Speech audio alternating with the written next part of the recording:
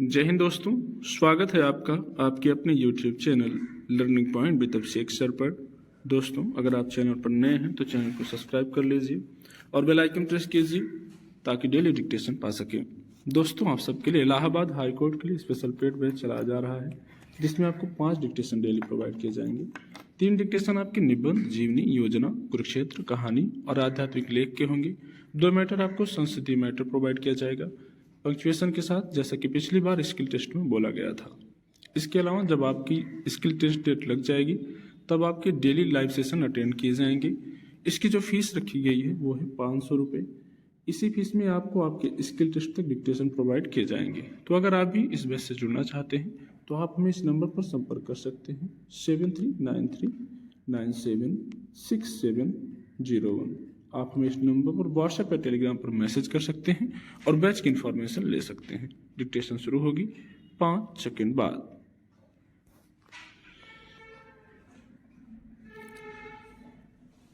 दिल्ली के अखिल भारतीय आयुर्विज्ञान संस्थान यानी एम्स को सबसे अहम और भरोसेमंद अस्पताल माना जाता है, जहां देश भर से लोग इलाज कराने पहुंचते हैं। बाहर से दिल्ली आने वाले मरीजों के साथ आमतौर पर उनके परिजन भी होते हैं। एम्स में चिकित्सा प्रक्रिया में विलंब के चलते कई बार मरीजों या उनके परिजनों को कुछ दिन दिल्ली में ही रुकना पड़ता है।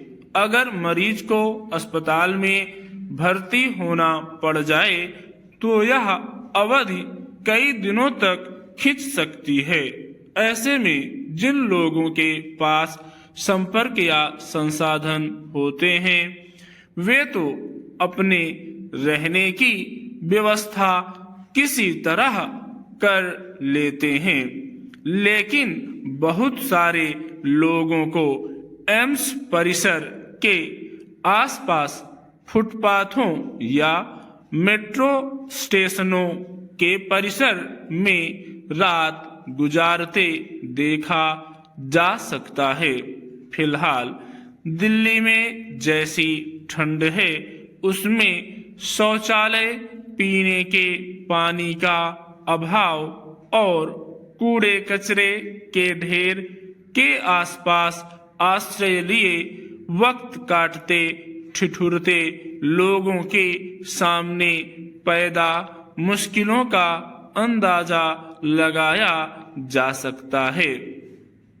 यह एक व्यवस्थागत समस्या है जिसे लेकर राजनीतिक पार्टियों और नेताओं में उदासीनता आम रही है, मगर लोकसभा में विपक्ष के नेता राहुल गांधी ने सोमवार को केंद्रीय स्वास्थ्य मंत्री और दिल्ली की मुख्यमंत्री को पत्र लिखकर इस मानवीय संकट को दूर करने के लिए तत्काल कदम उठाने का आग्रह किया है।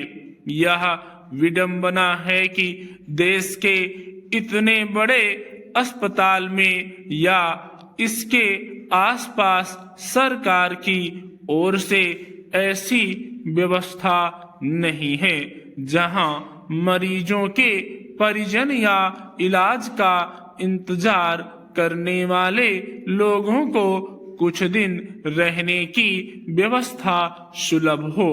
एक सवाल यह भी है कि देश के अन्य राज्यों या इलाकों में चिकित्सा की ऐसी भरोसेमंद व्यवस्था क्यों नहीं है जहां लोग आश्वस्त होकर अपना इलाज कराएं। चुनाव के वक्त लक्षित मतदाता वर्ग को छोड़ दें तो बाकी वक्त हर राजनेता एक तरह से आराम की मुद्रा में होता है और अभाव से जूझते हाशिए के लोग अपने हाल पर समस्याओं से लड़ रहे होते हैं। इस लिहाज से देखें तो राहुल गांधी ने एम्स परिसर में अव्यवस्था और मानवीय तकाजों की उपेक्षा की स्थिति की ओर जिस तरह ध्यान दिलाया है वह गौर करने के लायक है। जीवन इतना भी कठिन नहीं जितना हम इसे बना लेते हैं। इसका कारण यह है कि हम कभी वर्तमान को नहीं जीते। आत्म तत्व की खोज हमारे जीवन की मंजिल है, लेकिन उससे ज्यादा महत्वपूर्ण है जीवन के वर्तमान सफर का आनंद लेना, और इसके लिए जरूरी है सकारात्मक स्पंदन का होना। सकारात्मक स्पंदन किसी भी वस्तु, व्यक्ति, रुचि से हो सकता है।